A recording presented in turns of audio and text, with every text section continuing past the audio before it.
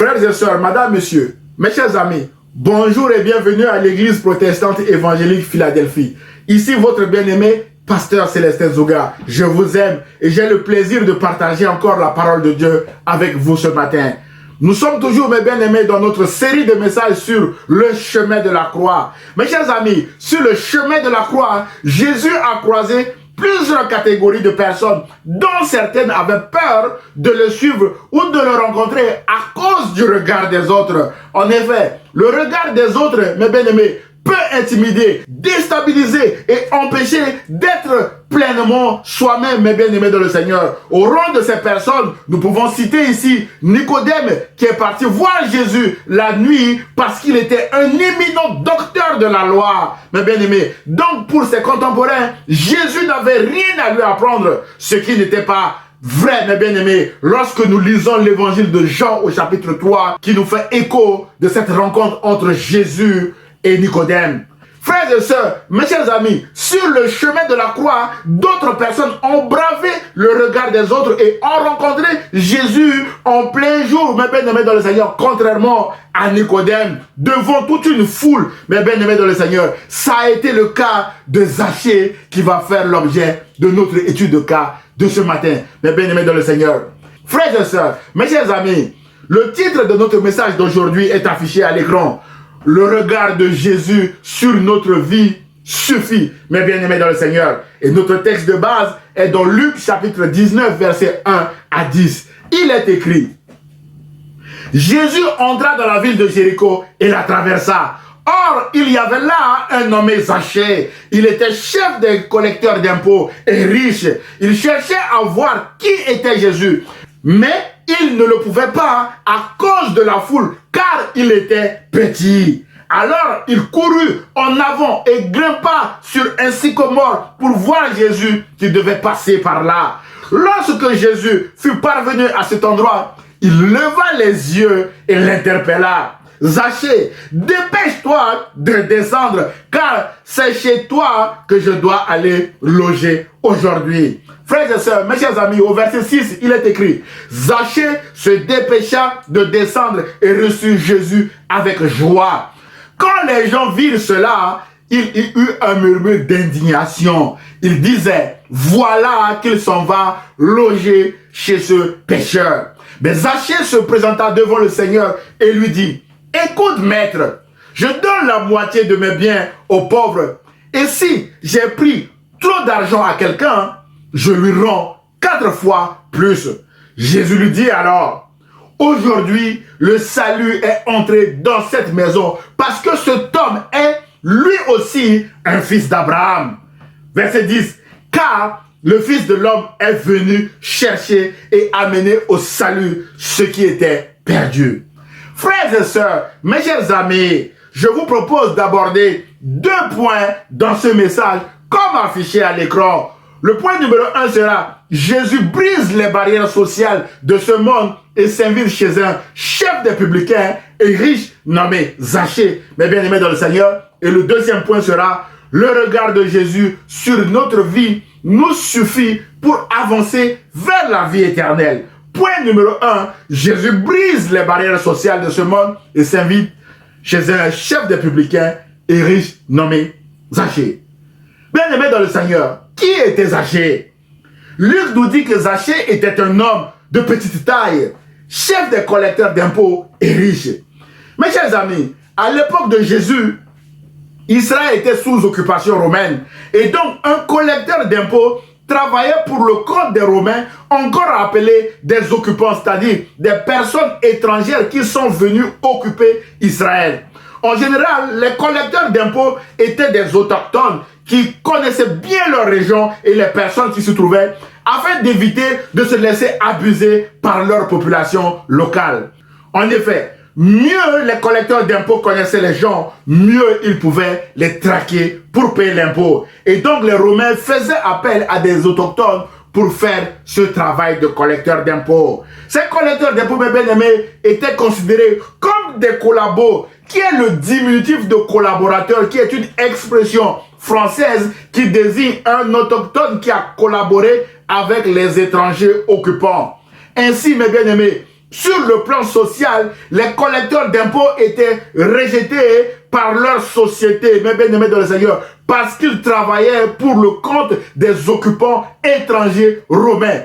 Frères et sœurs, mes chers amis, les collecteurs d'impôts étaient aussi haïs de leur société à cause de leurs abus d'extorsion de fonds et de malversation financière à leur propre profit au détriment de leurs compatriotes. Autrement dit, mes bien-aimés dans le Seigneur, les collecteurs d'impôts s'enrichissaient sur le dos de leurs administrés et donc ils étaient riches. Mes chers amis, Zachée était quant à lui le chef des collecteurs d'impôts. Et donc Zachée était le responsable d'une région administrative étendue et avait plusieurs publicains ou collecteurs d'impôts sous ses ordres dans une ville particulièrement commerçante et prospère comme Jéricho. Aussi, la Bible dit que Zachée était un homme riche mais bien-aimé. On pourrait même penser que Zachée a dû s'enrichir à cause de cette profession. Mais bien-aimé, ainsi Zachée souffrait également de la haine de la population locale à l'égard de cette profession de collecteur d'impôts mal vue par sa société, mes bien-aimés. Et donc Zachée était aussi rejeté par sa société à l'instar des autres collecteurs d'impôts.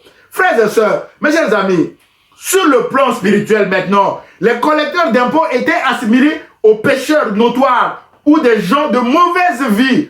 On le lit dans Matthieu chapitre 19, versets 10 à 12. Les collecteurs d'impôts étaient aussi assimilés aux païens. On le lit en Matthieu chapitre 18, versets 15 à 17 que je vous invite à lire chez vous. Et également, ils étaient aussi assimilés aux prostituées. En Matthieu chapitre 20, verset 31, voilà le traitement que les contemporains de Jésus réservaient aux collecteurs d'impôts, dont Zachée était leur chef. Frères et sœurs, mes chers amis, petit détail, rejeté de sa société, considéré comme un pécheur notoire, comme quelqu'un de mauvaise vie, comme un païen, comme un prostitué. Voilà maintenant Jésus qui va croiser Zachée sur le chemin de la croix, mes bien-aimés dans le Seigneur. Car c'était la dernière fois que Jésus passait dans Jéricho, mes bien-aimés, parce que la croix attendait Jésus à Jérusalem. Que va faire Jésus, mes bien-aimés dans le Seigneur? Jésus brise toutes ces barrières sociales que nous venons d'évoquer à l'égard de Zachée pour s'inviter chez cet homme, mes bien-aimés dans le Seigneur. En effet, l'offre de salut de Jésus est faite à tout le monde, sans exception, mes bien-aimés dans le Seigneur. Rappelez-vous de Jean chapitre 3, verset 16, il est écrit que « Car Dieu a tant aimé le monde qu'il a donné son Fils unique. » Tant aimé le monde, c'est le monde, mes bien-aimés dans le Seigneur, sans exception. Et donc, Zachée également était concerné par cette offre de salut, mes bien-aimés. Voilà pourquoi Jésus va chez cet homme rejeté par sa société à cause de sa profession. Frères et sœurs, mes chers amis, peut-être que ce matin, les gens autour de vous vous considèrent comme Zachée en murmurant d'indignation sur vous, dans votre famille, dans votre lieu de travail, ou voire même dans votre église. Frères et sœurs, mes chers amis, Jésus a un autre regard sur vous. Et le regard de Jésus vous suffit largement. Le regard de Jésus sur ma vie me suffit largement. Frères et sœurs, mes chers amis, alors que la foule murmurait d'indignation de voir Jésus chez Zachée, quel a été le regard de Jésus sur Zachée, mes bien-aimés dans le Seigneur? Point numéro 2, le regard de Jésus sur notre vie suffit pour avancer vers la vie éternelle. Frères et sœurs, mes chers amis, alors que la foule murmurait d'indignation au sujet de ce que Jésus est allé chez Zachée, parce qu'il est un homme de mauvaise vie, Jésus voit en lui un fils d'Abraham qui a aussi besoin du salut et Jésus va le lui offrir. Au verset 9, il est écrit que aujourd'hui le salut est entré dans cette maison, dans la maison de Zachée, parce que cet homme est lui aussi un fils d'Abraham. Pourquoi, mes bien-aimés, Jésus a fait cette déclaration en totale contradiction avec la perception de la foule sur Zachée?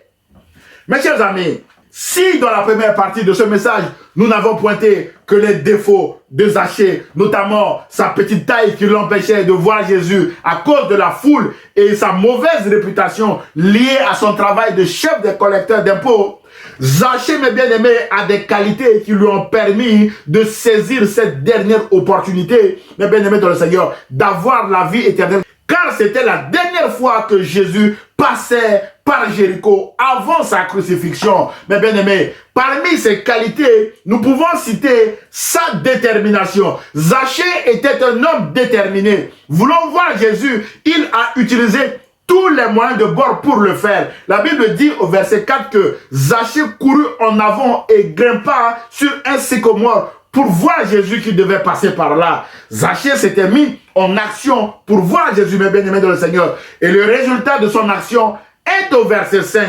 Il est écrit, lorsque Jésus fut parvenu à cet endroit, il leva les yeux et l'interpella. Mes chers amis, face à nos obstacles ou nos difficultés, nous avons parfois l'impression que Jésus n'est plus avec nous ou que nos prières sont retenues dans nos plafonds. La détermination est une qualité qui nous permet de persévérer en changeant parfois de moyens ou de méthodes, comme Zachée qui monte sur le sycomore pour pallier à sa petite taille. Par exemple, au lieu de continuer à prier tout seul dans notre petit coin, nous pouvons envisager de prier avec quelques amis proches qui vont aussi nous soutenir et nous encourager à ne pas abandonner. Mes bien-aimés dans le Seigneur, la fidélité s'oppose à l'abandon. Ces amis vont nous encourager à ne pas abandonner, car la vie chrétienne nécessite aussi d'avoir une communion fraternelle avec les autres afin de nous édifier mutuellement. La Bible déclare que, frères, consolez ceux qui sont abattus, supportez les faibles en 1 Thessaloniciens chapitre 5 verset 14. Ainsi, mes bien-aimés dans le Seigneur, nous avons besoin de nous encourager, de nous supporter et de nous soutenir mutuellement. L'autre qualité, mes bien-aimés dans le Seigneur, de Zachée était son intelligence. Zachée était un homme intelligent parce qu'il cherchait Dieu. Le psalmiste déclare que l'insensé dit en son cœur, il n'y a point de Dieu. Du haut du ciel, l'Éternel observe les hommes pour voir s'il y en a un qui est intelligent, qui cherche Dieu. On souligne s'il y en a un qui est intelligent, qui cherche Dieu. Autrement dit, un homme intelligent est un homme qui cherche Dieu. Mes chers amis, aujourd'hui, un homme intelligent est celui qui a des diplômes, qui a réussi sa vie, même sans Dieu. Mon frère, ma soeur, Zachée était un homme riche, intelligent, parce qu'il cherchait Dieu en la personne de Jésus. Contrairement à l'homme riche, insensé, décrit par Jésus dans sa parabole du riche insensé, comme un homme qui se suffisait à lui-même, bien aimé dans le Seigneur. On le lit dans Luc chapitre 12, verset 16 à 21. Frères et sœurs, mes chers amis, êtes-vous intelligents? Alors, cherchez Jésus. La Bible déclare que si vous me cherchez de tout votre cœur, je me laisserai trouver par vous, dit l'Éternel, en Jérémie chapitre 29, verset 13 à 14.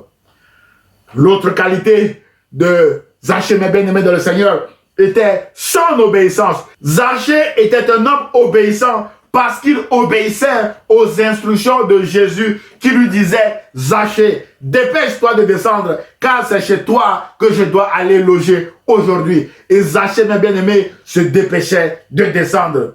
Mes chers amis, c'est l'obéissance et l'obéissance seule qui mène à la maison de Dieu. La clé de voûte du salut de Zachée, mes bien-aimés, est son obéissance à Christ. Il descend, mes bien-aimés dans le Seigneur. Alors, soyons obéissants à Christ comme Christ lui-même l'a été à Dieu. Son obéissance, je rappelle, l'a conduit à la croix, mes bien-aimés dans le Seigneur. Frères et sœurs, l'autre qualité de Zachée était sa joie. Zachée avait la joie d'accueillir Jésus, contrairement au jeune homme riche qui était triste parce que Jésus lui avait demandé de vendre tout ce qu'il avait, de le distribuer aux pauvres et de le suivre. On le lit dans Luc chapitre 18, verset 18 à 30. Zachée, quant à lui, mes bien-aimés, avait la joie d'accueillir Jésus chez lui et de prendre tout seul la décision de donner la moitié de ses biens aux pauvres. Et s'il a pris trop d'argent à quelqu'un, lui seul, il a pris la décision de le rendre 4 fois plus, mes bien-aimés dans le Seigneur. Waouh! Quelle joie de recevoir la bonne nouvelle et de changer de direction, mes bien-aimés dans le Seigneur. C'est ce qu'on appelle la repentance. Zachée a changé de vie et de direction, mes bien-aimés dans le Seigneur, après le passage de Jésus chez lui. Mon frère et ma soeur, mes chers amis, Jésus a dit, voici, je me tiens à la porte et je frappe. Si quelqu'un entend ma voix et ouvre la porte, j'entrerai chez lui, je souperai avec lui et lui avec moi, d'après Apocalypse chapitre 3, verset 20. Zachée, mes bien-aimés, a ouvert sa porte et a accueilli Jésus avec joie et a soupé avec lui. Le salut, mes bien-aimés, est entré dans sa maison. Voulez-vous faire comme Zachée ce matin, mes bien-aimés dans le Seigneur? Alors, ouvrez votre cœur à Jésus qui frappe à la porte de votre cœur, mes bien-aimés dans le Seigneur, et Jésus va souper avec vous, mes chers amis.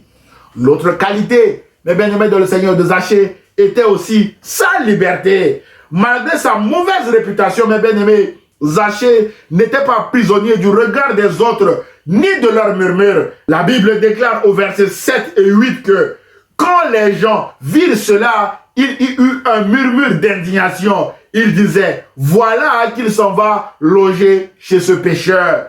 Mais Zachée se présenta devant le Seigneur, mes bien-aimés dans le Seigneur. Leur indignation, mes bien-aimés dans le Seigneur, n'a pas empêché Zachée, mes bien-aimés dans le Seigneur, de poursuivre sa rencontre avec le Seigneur. Zachée a bravé ces murmures d'indignation pour parler à Jésus et le recevoir chez lui. Pouvez-vous aussi braver les obstacles qui sont autour de vous pour accepter Jésus-Christ comme votre Seigneur et Sauveur ce matin, mes bien-aimés? Jésus est la vérité. Il est écrit, mes bien-aimés dans le Seigneur, tu connaîtras la vérité et la vérité te rendra libre, mes bien-aimés dans le Seigneur. D'après Jean chapitre 8, verset 32. Mon frère et ma soeur, alors ouvrez votre cœur à Jésus, mes bien-aimés dans le Seigneur, qui est la vérité, et vous serez libres, mes bien-aimés dans le Seigneur, en découvrant la vérité avec Jésus. Mes chers amis, c'est la rencontre de Jésus avec Zachée qui a mis en lumière toutes ces qualités que le monde méprisait. Alors que la foule voyait avec indignation un homme de mauvaise vie, un pécheur notoire, un païen ou un publicain, Jésus voit un fils d'Abraham qui a besoin du salut, mes bien-aimés dans le Seigneur, et Jésus lui offre ce salut. Jésus a offert le salut à Zachée, mes bien-aimés, en déclarant au verset 9 que nous avons lu tout à l'heure, aujourd'hui, le salut est entré dans cette maison parce que cet homme, lui aussi, est fils d'Abraham. Enfin, Jésus rappelle sa mission au verset 10 en disant que le Fils de l'homme est venu pour chercher et sauver ce qui était perdu. Mon frère, ma soeur, sentez-vous perdu comme Zachée, mes bien-aimés dans le Seigneur? Jésus est là, c'est sa mission, mes bien-aimés dans le Seigneur, chercher et sauver ce qui était perdu, comme vous et moi. Mon frère, ma soeur, vous êtes aussi fils ou fille d'Abraham ce matin. Recevez également le salut à travers ce message en acceptant Jésus-Christ comme votre Seigneur et votre Sauveur. Voilà le message qui me tenait à cœur et que je voulais vous transmettre ce matin. En conclusion de ce message, mon frère, ma soeur, mes chers amis, dans ce récit, nous pouvons récapituler 3 regards.